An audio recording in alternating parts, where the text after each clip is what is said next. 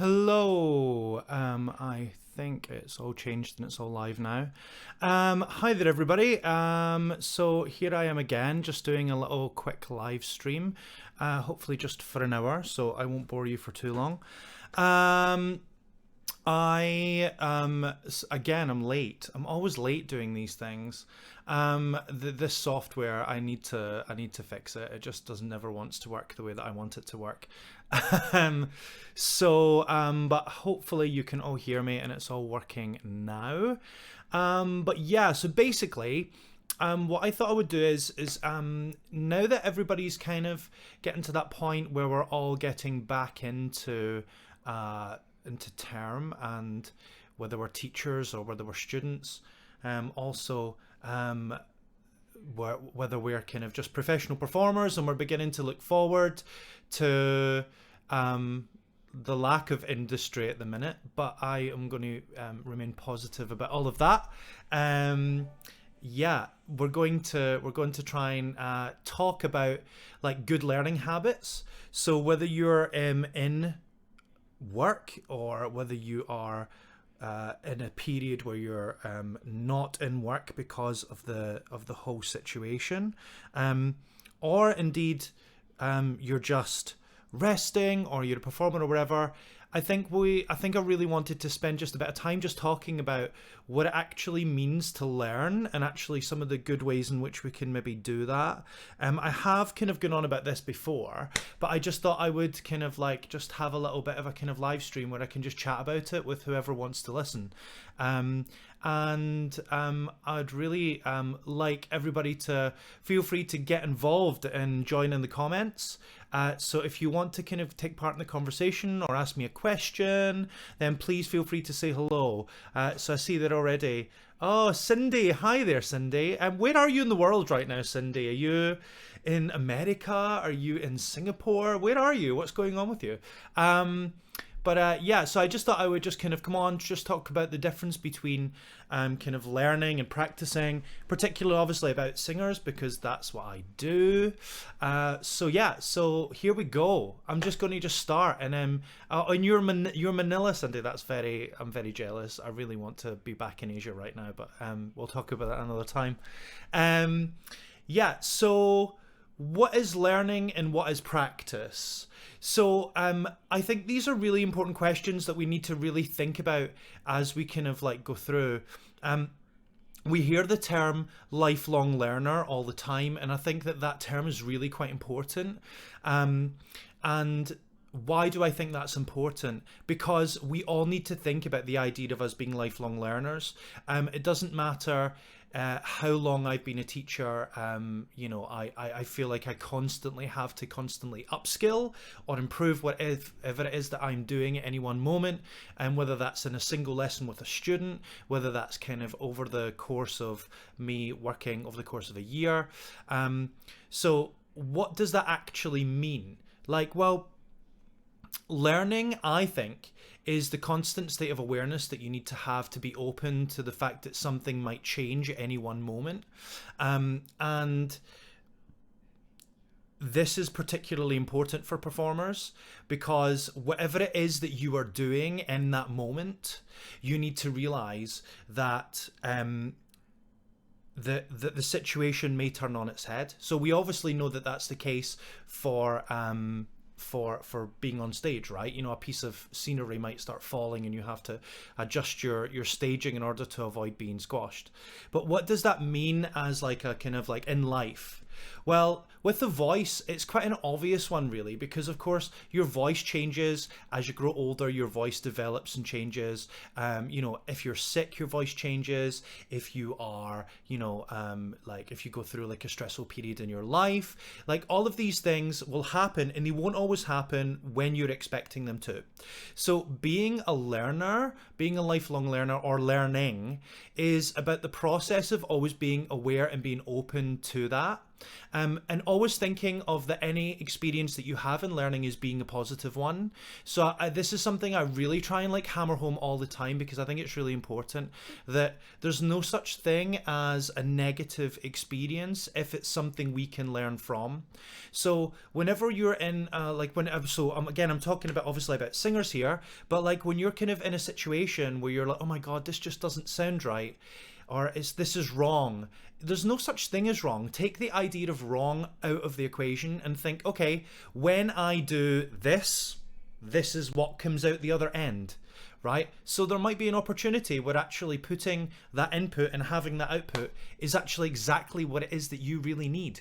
And so I think it's really super important to kind of like always stay on the ball with that and realize that that opportunity might not have had the outcome that you desired in that moment, but that you could potentially have learned from that outcome. So some of the best singing lessons you will ever have as a singer are the ones where you're not feeling very well, or the ones where, you know, you've just, you know, broken up with your your partner, or like, you know, you've got a bit of a cold or whatever. And I think it's really important to kind of keep remembering that in those moments, the information that you will be receiving is really important.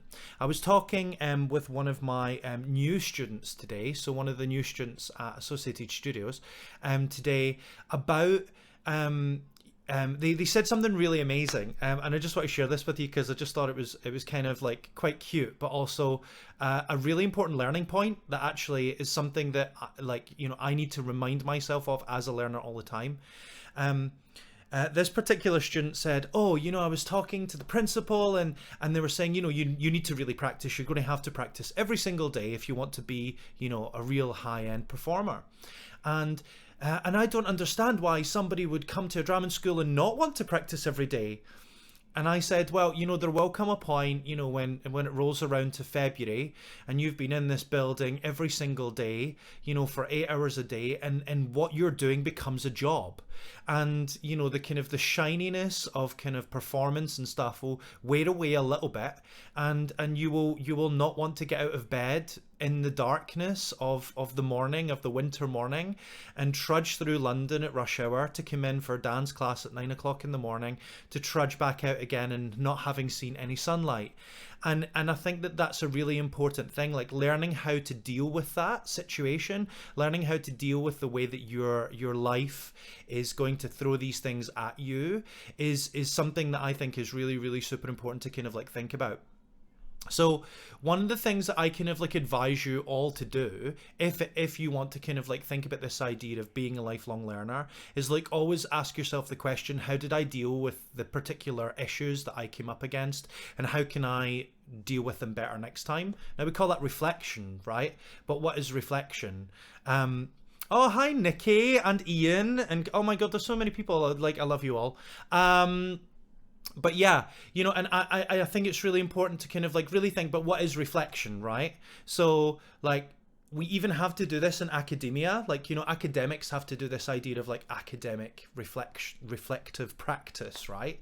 But I think it's really important for us to do just as human beings, right? So, you know, the world has been quite tough and we've all had to deal with it in different ways.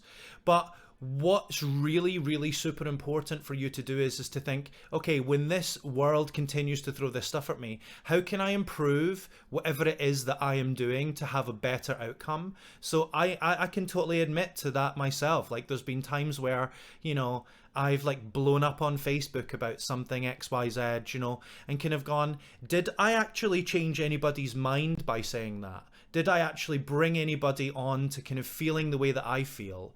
Or can I reflect on that, and can I learn from like that bad experience to maybe try and make that experience a little bit better?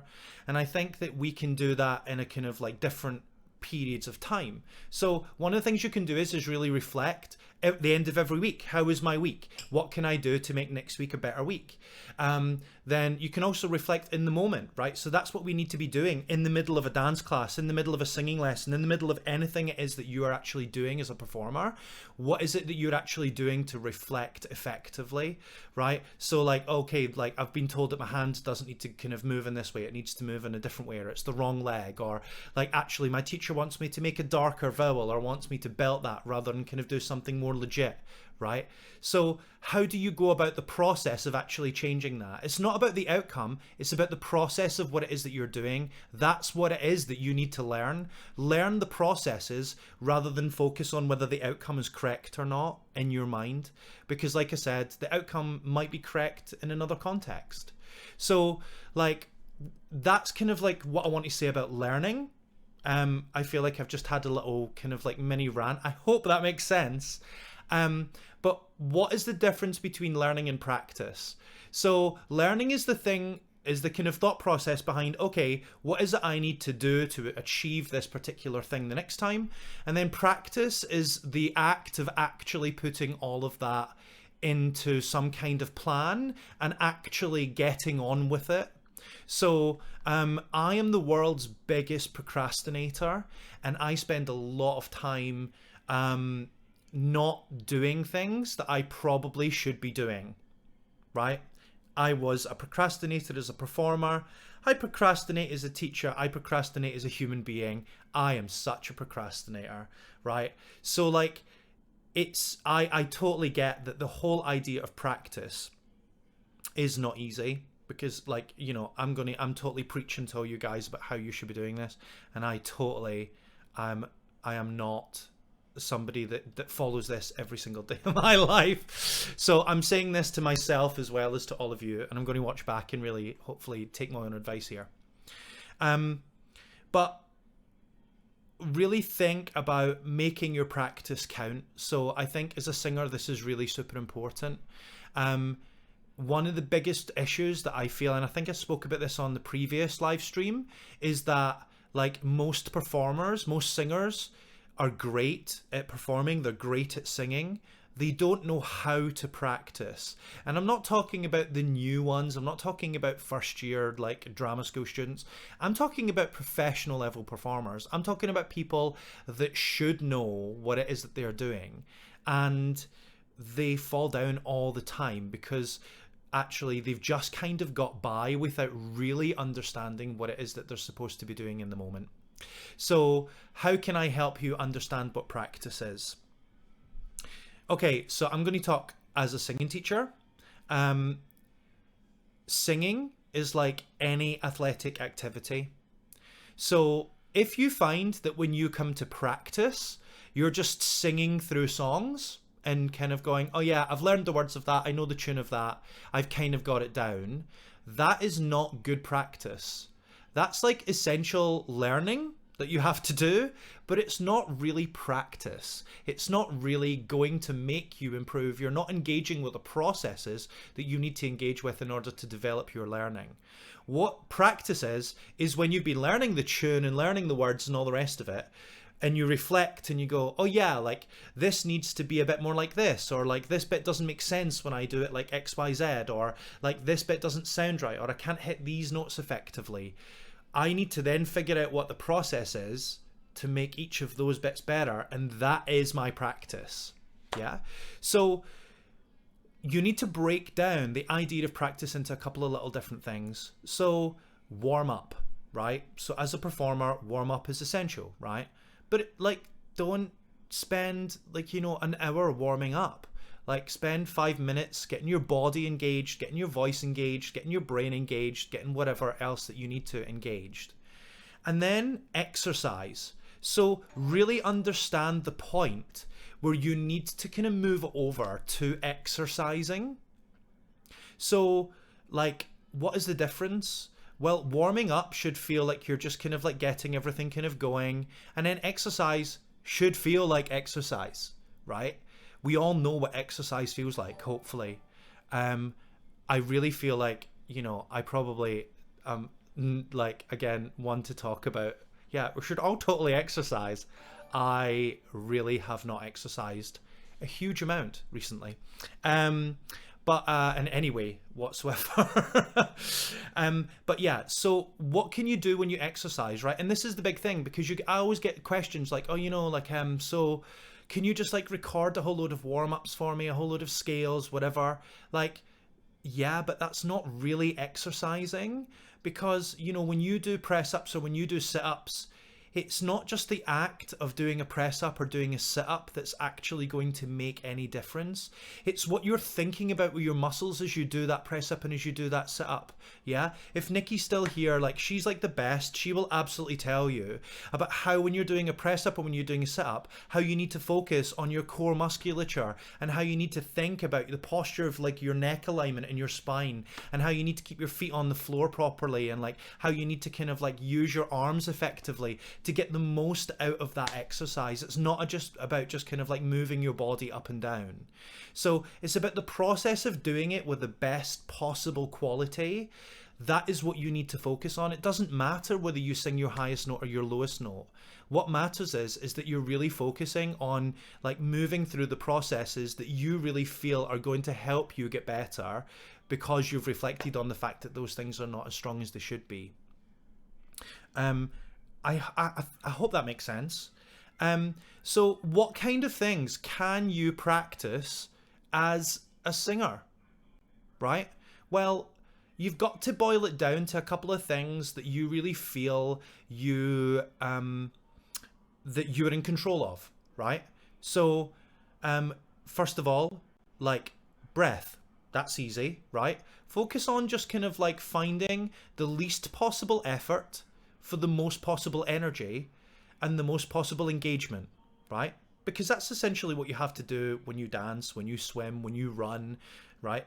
When you're doing any athletic activity, it's about finding the most amount of work for the least amount of effort. That's why Usain Bolt makes it look really easy when he beats everybody by a million miles to kind of get the world record at 100-meter sprint, right?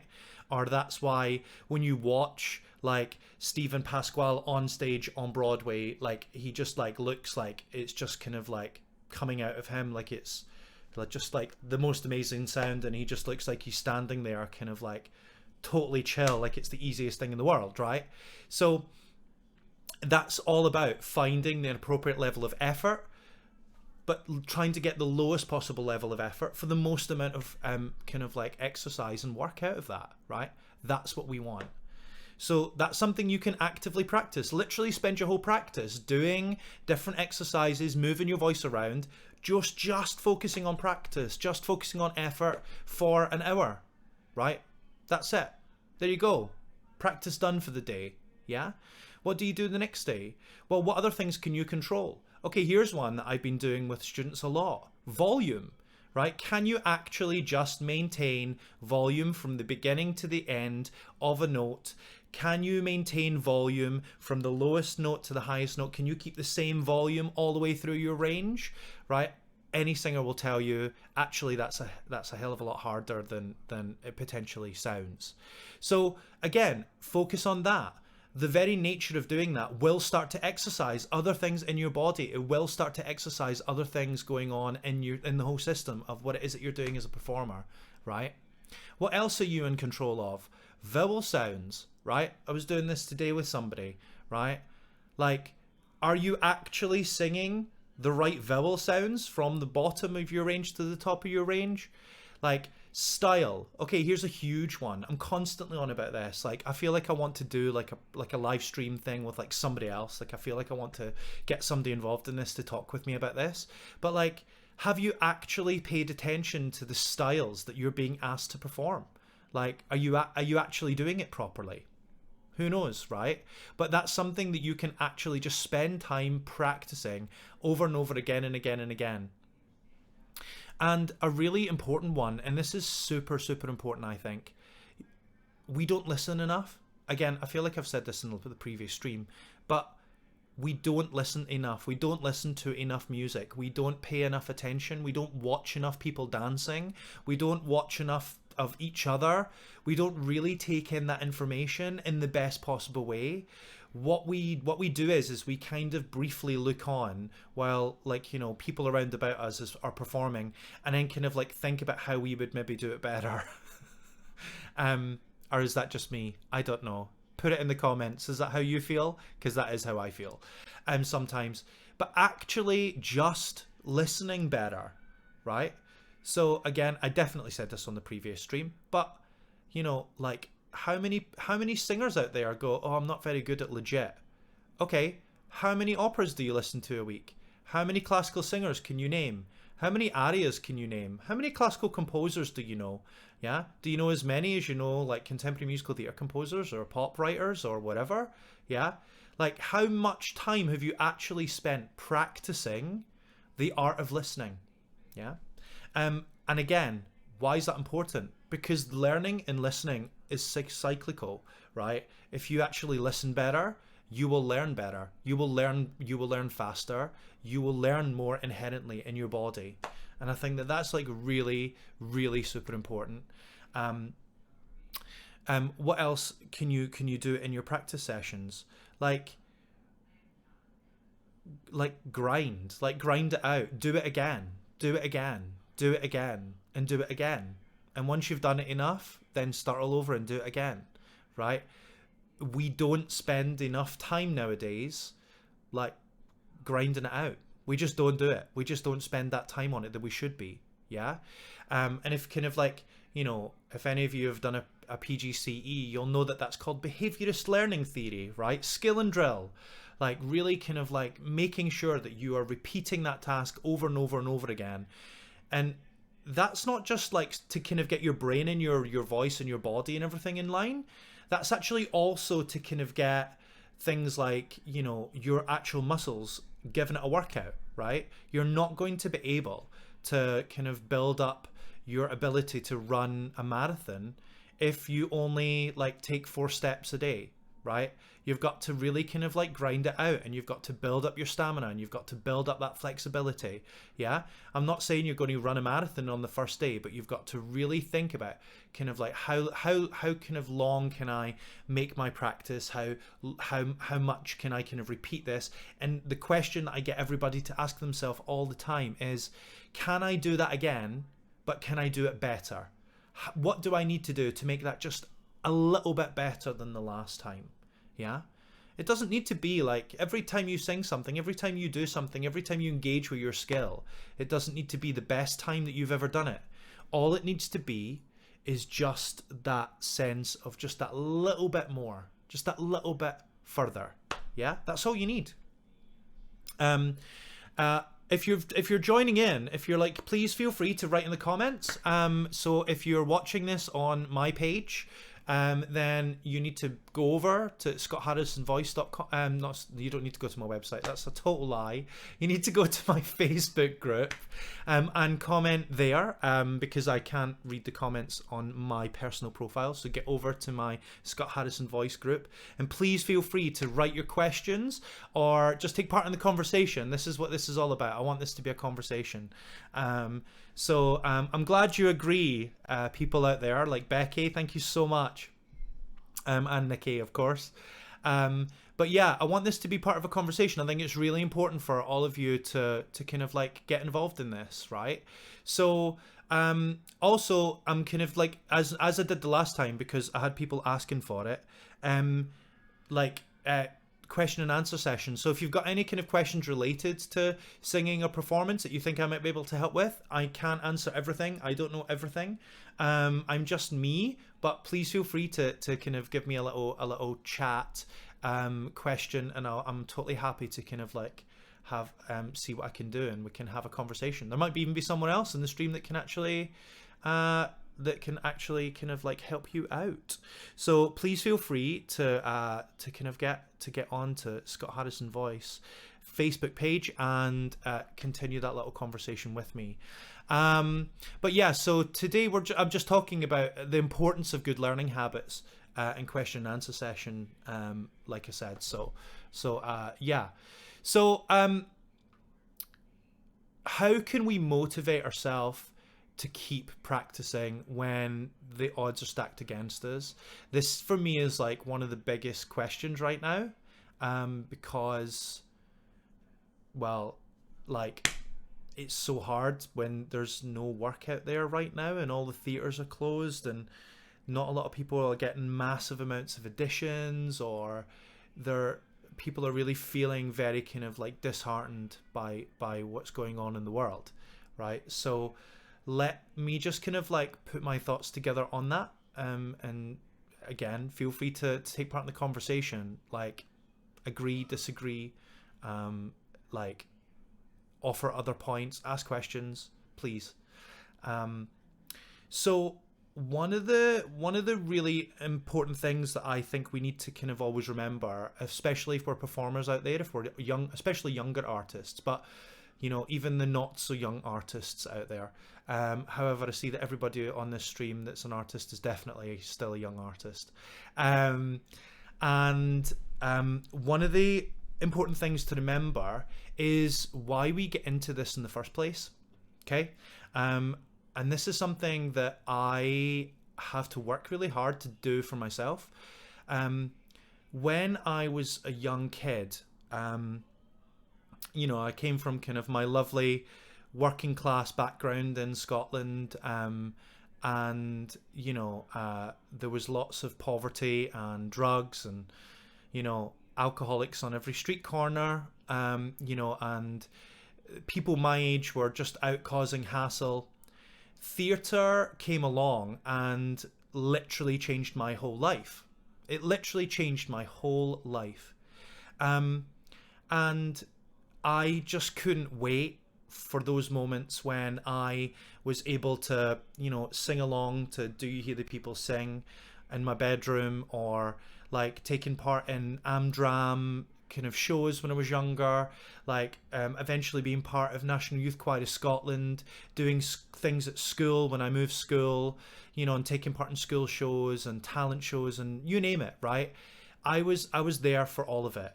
And I was not being paid, of course, as a kid, right? But it didn't stop me from feeling fulfilled. And so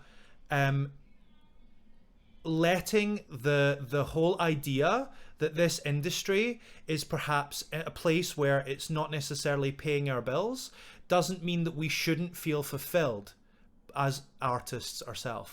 Okay, so what fulfilled me? Singing those Les Mis and Miss Saigon songs in my bedroom, right? And kind of like finding outlets in amongst my kind of crazy life that I was leading that had nothing to do with kind of like the lives of performers, but finding and making opportunities for myself to really engage with myself as an artist, right? So my kind of like thing for all of you, my kind of gift to all of you that are watching, is the permission to be an artist, even though it feels really bleak right now. And that doesn't necessarily mean that you have to have an audience in front of you, right? That doesn't necessarily mean that you have to, kind of like be getting that job right at the moment, okay? So whether you're sitting there kind of feeling like, oh, all hope is lost or not, then it's not going to change the situation right now. But what you can change is that little bit of you that's really feeling lost without all of this, without that sense of like vitality and community and kind of like belonging that we really need as performers. Because what we do is a job, but it's also a lifestyle. It's also like a personality. It's also an attitude. It's something that involves us in a much bigger way than kind of like being in HR. I'm totally just shitting over people in HR. Yeah, I am. I'm not even going to apologize. If you're in HR, like get a new job. Why are you in HR? Like, but but genuinely though, right? Like what we do as artists is way more important for our souls than it is for our bank accounts. I know there's going to be lots of people out there going, yeah, Scott, you're talking crap. Of course I need to get paid for this. How else am I going to be an artist if I'm not earning money doing it? I get it, right? But the situation is not changing this month. Maybe next month? Probably not, right? So instead of spending that time and energy, because it's tiring being upset about it, fulfill yourself. Like give yourself that fulfillment by learning a new song, by doing a self-tape, even if it's for nobody. Do you know what? See, if you want an audience, send me your self-tapes. Like, I'll give you like some free feedback as a singing teacher, right? This is me saying it to everybody right now. If you want to email me your self-tape, or like if you want to like send me a YouTube link or something, and you want a little quick bit of feedback, and you want me to kind of like help you out how you get better, like, or just like have me as an audience, do it. Like, absolutely send it to me. Like, email it over to me right now, right? Scott at scottharrisonvoice.com, yeah? Like, you can see it, like, up there. Go to my website, scottharrisonvoice.com. Like, Facebook message me, like, whatever, yeah? Like, slide into my DMs on Scott Harrison Voice and like, send me your videos. If you want to kind of have an audience right now, then absolutely do it, right? And, like, offer your services as a pair of ears, as a pair of eyes to other artists in the way that I've just done as well. Wouldn't that be amazing if we actually just reach out and just go, do you know what? Like, how can I be more of an artist by helping somebody else be an artist? That's what I do as a teacher, right? I'm not saying everybody needs to become a teacher, but like, you know, like, help each other out, right? That's how we learn, by reflecting, as we've said. So be that reflective pair of ears and pair of eyes, yeah? Like, it will help you. It will help you kind of like engage, and it will help you lift up a little bit out of what is not a great situation, as we all know. And I think that that's really, really super important. And yeah, like, Cindy, absolutely, like honestly, like, send me anything. Honestly, I'm totally happy to watch it. Like, I've always said, do you know, I really want to do this, you know, when like, this would be so awful, but like, I kind of secretly would love to do it. You know, when Gordon Ramsay does this thing where people like sends him pictures of like the really badly made, like, beans and eggs and like toast and stuff like that, and he just completely just sends the shadiest message back to them. I would love to do that. I think that would be hilarious, but I just feel like it's a little bit more personal for people in performing arts, and they would kind of need to know that I was joking, possibly joking. So yeah, but yeah, like, yeah, we should just totally be reaching out to each other and just helping like fulfill each other as artists first. And then, you know, who knows what might stem from that, right? It's only when you get your creative juices flowing that you'll actually really kind of like come up with ideas that actually might start paying your rent, that's got to do with your art. Sitting around in your bedroom waiting for Broadway and waiting for the West End to start up again is not going to kind of keep your creative juices flowing. It's not going to make you feel any better about the situation. Yeah, I know it's super easy for me to sit here and say this, but like, I feel it. Like, I'm sharing the pain of like all of us. Like, I really am, and I really want to do whatever I can, which is why I'm doing these live streams, right? Because yeah, okay, you know, people are going back to work, people are doing all of this kind of like, you know, they're trying to get back to real life now. But actually, I worry for all of those people out there who are totally still sitting there just waiting for life to start back up again, and knowing that it might not happen for a long time.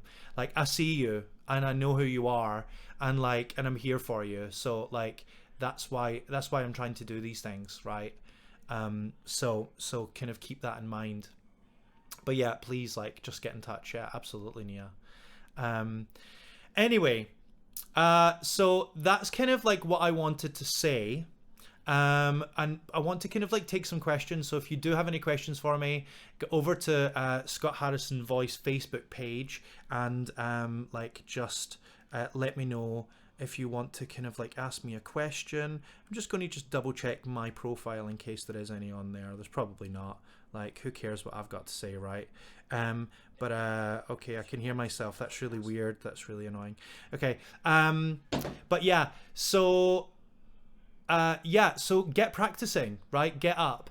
It doesn't need to be for like a long period of time. It can just be something that just like pulls you up and pulls you out a little bit, right? Sing for 5 minutes tomorrow. Sing for 5 minutes right now. I know it's late, but it's not that late. It's only 5 to 8, right? I mean, well, maybe don't sing right now. Like, wait until after I finish my live stream, and then like, and then go sing. But yeah, You know, like do it now. Like go find a song. Like everybody has a song that they go, oh my god, I've always wanted to sing that, but I've never really bothered because I didn't think I was good enough for it, or like I didn't think it was in my range. Like go do it, right? Like what have you got to lose right now, right? Like David Grinrod don't care, like Pippa Alien don't care, Cameron McIntosh doesn't care. I mean, he doesn't seem to care about anything right now. Oh, is that shady? But yeah, you know, do it. Okay. Lika, so maybe not really a question. Okay, well I'm going to read it and see if it is or not. But I'm curious about your thoughts. I always feel the need to do everything I do as best at my best possible level. I want to be a singer, a drama and singing teacher. Oh, you're ambitious. A director and a photographer. Oh my goodness. I absolutely love to do all those things, but it can really feel tiring sometimes because it's way too much. Ha ha ha. And the more I learn about those things, the more I learn how much I still need to learn, and that can cause some imposter syndrome. Okay, so imposter syndrome, I think, can be quite healthy sometimes. So even now, I get imposter syndrome all the time. I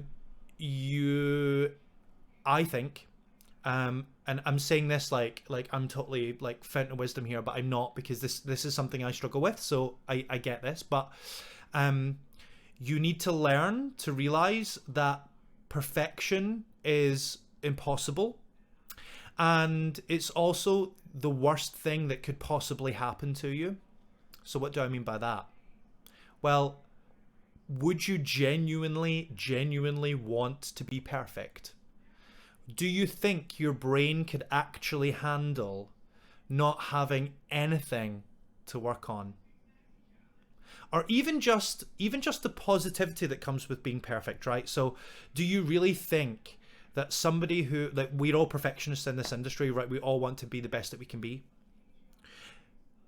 We're not very good at accepting like positive feedback. We're not, when somebody goes, oh my god, that was so amazing, I thought you were really great. Most people in this industry are like, oh god, no, I don't like when people say that, right? Okay, some people do. I find that hard to accept, and I know lots of other people do. So if you're out there going, I'm such a perfectionist, do you really want to be a perfectionist? Because those are the only comments that people would be able to say to you. Right? So really think about that, because actually that's a really important point. And you need to kind of consider, like, if I was perfect, would I still want to be a performer, right? Because again, one of the reasons why I do this is because it's hard. It's because it constantly pushes me as an artist, but as a human being, right? It constantly makes me reassert my humanity. That's why I'm an artist. That's why I'm a singing teacher. That's why I'm involved in performing arts. And if I was perfect, then it would stop doing those things, and I'd probably be really bored. So be careful what you wish for when it comes to perfection. Okay? When it comes to kind of like being, you know, what they say is jack of all trades, master of none, right? It's what the wonderful Meredith Dame used to call a generalist, okay? And she says that we need more generalists in the world. I don't think you should be ashamed of being a generalist or think that that's a bad thing. But to quote another really good singing teacher, Gina Levetri says all the time, you pay a price for that, right? If you're not going to commit yourself to being like the most highly skilled specialist in one thing, then you are going to pay a price in terms of the kind of level of skill set that you're actually generally going to be able to achieve in this, right? I am by no means, you know, the best singing teacher in the world, not even by a long shot. Will I ever be? Probably not. And I am just a singing teacher and vocal coach, right? I don't really spread myself that thinly. I really try and specialize, you know. And every day I come home and I go, there's more I need to learn. There's more I need to practice. There's more I need to engage with. And so I am utterly in like awe and have such respect for anybody that wants to take on any more than one thing. Yeah, but realize that you will, that there's amazing things that you can do as a specialist, as a generalist, sorry, but that you will never necessarily be a multi-specialist, if that makes sense. I think that that's almost impossible to achieve, especially when you're talking about, being a singer and a singing teacher and a drama teacher and a director and a photographer. Every single one of them is a lifetime skill, like, if you're going to be the best, if you're going to be like the next, like, what's her name, Annie Leibovitz or whatever her name is, if you're going to be the next version of her, are you really also going to be, the next, Mary Hammond, Liz Kaplan, whatever. Yeah. So always balance it, right? And realize that it's okay to just do one thing at a time as well. So if you are going to be a more generalist, then great. But like, you can't be learning pedagogy and taking photographs all at the same time, so plan ahead and split your time up. I think I would say that. Daniela, this is the perspective I really needed to hear right now. You are totally welcome. I hope you are keeping positive, Daniela. It's really, really nice to see you. But yes, I am shady. Do I have any tips for younger professionals in our industry on how to practice efficiently? Well, if you go back to the beginning of the video, I do give a few. I feel like I probably ranted a little bit and it's probably not very clear. I'm actually going to put together a YouTube video about this that's going to be a little bit more prescriptive and a bit easier to follow. But one of the, especially for younger professionals, do one thing at a time. Oh my God, do one thing at a time, right? We, like, especially in this kind of industry right now, when again, I was talking about this on the previous live stream, we live in this era where, like, everybody's looking at the reflection of themselves that everyone else is judging them, like via Instagram and Facebook and all the rest of it, right? And so they think that they need to be like professional level everything right now because that's what's going to kind of get them follows on Instagram, or that's what's going to get them kind of people following their kind of like their YouTube channel or whatever. And actually, I worry that actually the hunt for that is stopping young people and young professionals from taking the time to be not very good, to be bad, to kind of like have flaws, to embrace those flaws and work on those things and not feel a time pressure to really be the best that they can be, because actually it is like we've been saying, it's a lifelong like kind of like journey, right? So I said the word journey, I said the J word. Oh, that's so drama school of me. But yeah, I think that's really important. Yeah, that we just ask them to do one thing at a time. Yeah, and to not feel guilty about that. The other thing is to kind of like, so if this is specifically about singing, okay, younger performers shouldn't be just okay. So this is something I say quite a lot, right? It's really great if you've got like a super G, right, in your range and you're literally the next Mariah Carey. Well done. Congratulations. Good for you, right? But like, if you're going to be in musical theatre, how often are you going to have to get that out, right? Really? How often are you really going to have to do that, right? So if you're going to spend 50% of your time working on your super high Gs, but you're only ever going to use it 1% of the time in the industry, do you not see that that's completely wasted time, right?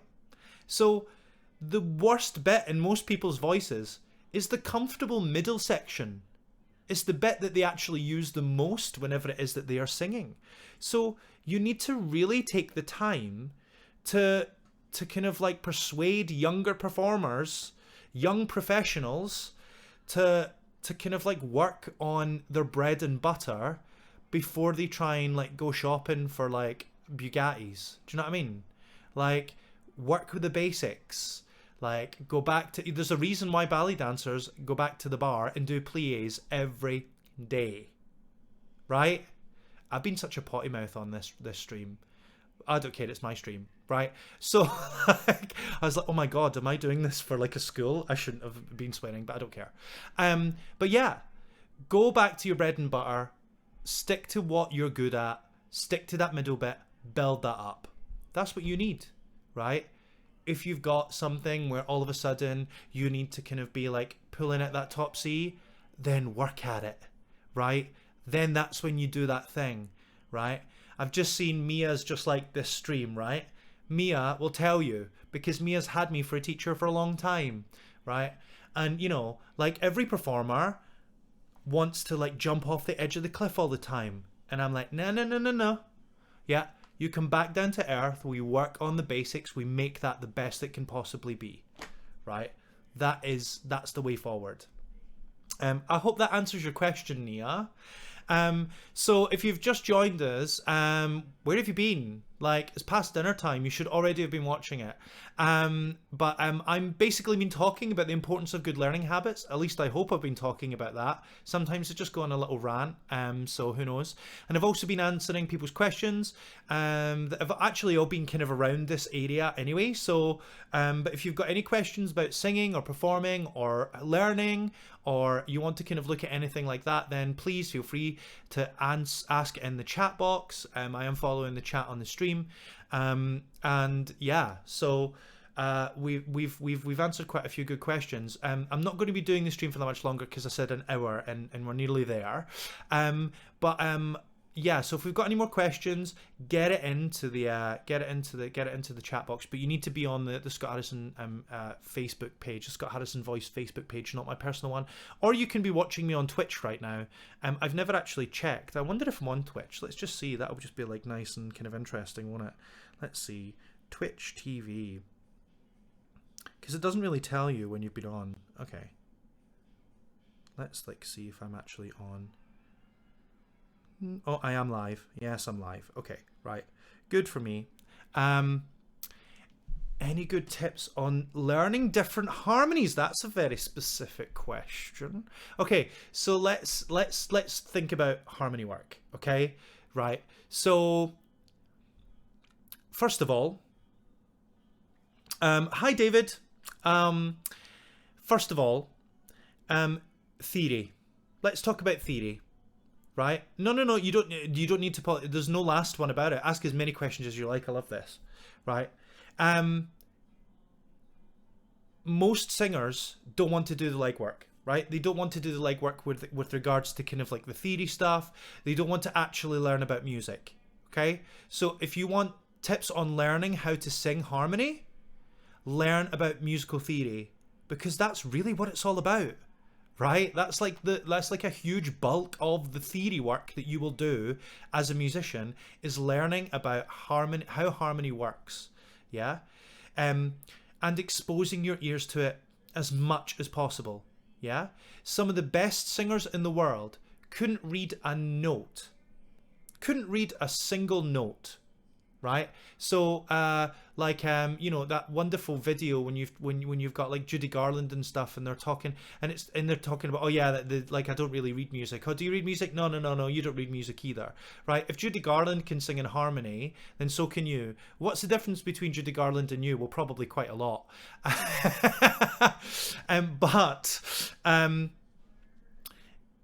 Open your ears, right? So Judy Garland grew up in a world where she didn't have like devices, right? Devices.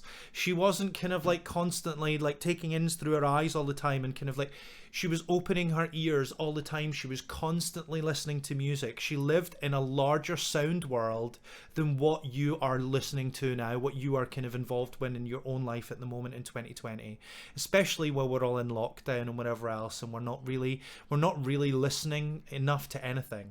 I said this earlier on in the stream. Yeah. So when I get singers that are just naturally very good at harmony, Normally you'll find that they've been singing with their families, they've been singing in church, they've been singing when they grew up, they've been kind of like, you know, their grandparents sing or play piano, or they've got older brothers and sisters who play instruments, or like they're really interested in different kinds of music other than just wanting to be in musicals, right? You'll find that actually they really understand the underpinning sounds, right? So that is kind of the main thing that people are not good at with regards to harmony, right? Like with little knowledge of music theory, yeah, literally, right? Most people don't have good enough knowledge about music to really be able to pull it apart. Now, I'm just going to bring something up here. So there was a rather cheeky young man who I don't know, so I'm going to say that just with a little bit tongue-in-cheek myself, who posted up on Twitter like, oh, you know, like people in this industry don't know enough music theory, blah blah blah blah blah, and most of the West End bit his head off, and this boy was still in drama school, right? and should he have said it? No, he should just have shut up and like listened himself. It's not necessary. You don't need to be like, you know, the next kind of like, you don't need to have a PhD in it. That's not what I'm saying. What I'm saying is you need to know your way around the language. If you're learning that way around the language with your ears, then you don't need to necessarily be able to like spot, you know, the difference between like, you know, like a B sharp and, you know, a C natural. Like you don't need to know necessarily the differences between that if your ears are leading you to it. So there are many ways that you can be thinking about the theory of music, but really understanding that is really super important. And practice. People don't practice harmony enough, right? Everybody wants to sing the tune. Like, also, I find, just like in my teaching life, I find that it's also like an issue with certain voice types. So for instance, like, the sopranos are normally on the tune, the tenors are normally close to the tune, so therefore the tenors and the sopranos are normally not as good at harmony as the basses or the altos. So if we're talking about SATB, right? Because altos always sing the harmony, right? So like, switch it up. Sing the alto line, sing the bass line, like if you can, like really push yourself, like find those other ways to kind of like engage and build your harmony work. Cindy, how about riffs? How would you go about learning riffs? So basically in the same way that I was saying there about harmony. However, riffing has another layer to it, okay? So style, as far as I'm concerned, is just the musical representation of the culture that the music has come from. I'll say that again. Style is just the musical representation of the culture the music has come from. So when you're kind of adding riffing, or even if you kind of go back and you're adding like kind of like the kind of like coloratura, portamentos and stuff like that, which is kind of like a form of riffing, but it's obviously very different. The reason why it's different is because of the culture of the music. It's because the style is completely different. The culture that it's come from is completely different. If you are not great at riffs, then the first thing you need to do is really understand the style / culture of the music that you're trying to riff in that moment. Okay? Because you will find that if you're singing kind of like, you know, bluegrass music, they'll riff in that, but it will sound very different to R&B, right? Which will be slightly different to gospel, which will be very different to kind of modern musical theatre, which will be, you know, the list goes on and on and on. And every single individual artist in the kind of like in the CCM world will have their own pathways that they will be using to riff and engage and all the rest of it as well. And so like, practice by copying the same way that you would do with anything else, right?